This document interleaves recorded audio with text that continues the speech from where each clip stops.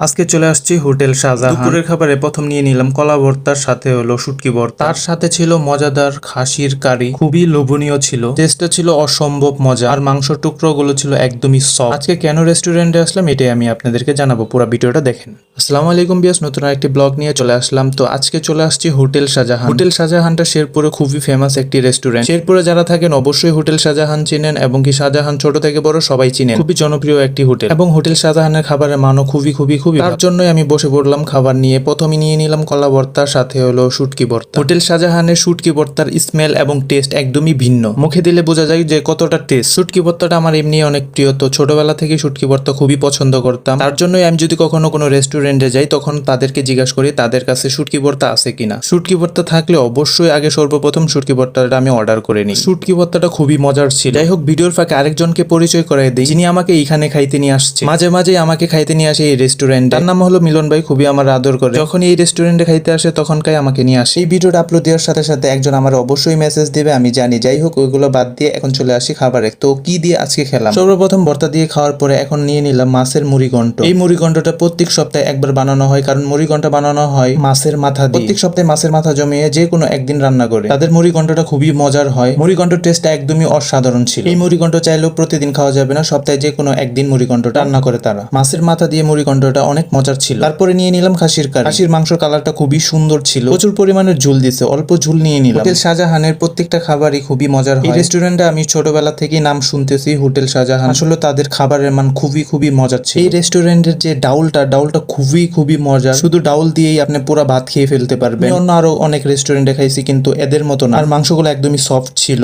খাইতেও অনেক মজার ছিল। যাই হোক বন্ধুরা, আজকের ভিডিও এই পর্যন্ত। আমার পেজটা এখনো যারা ফলো দেন অবশ্যই ফলো দিয়ে রাখবেন।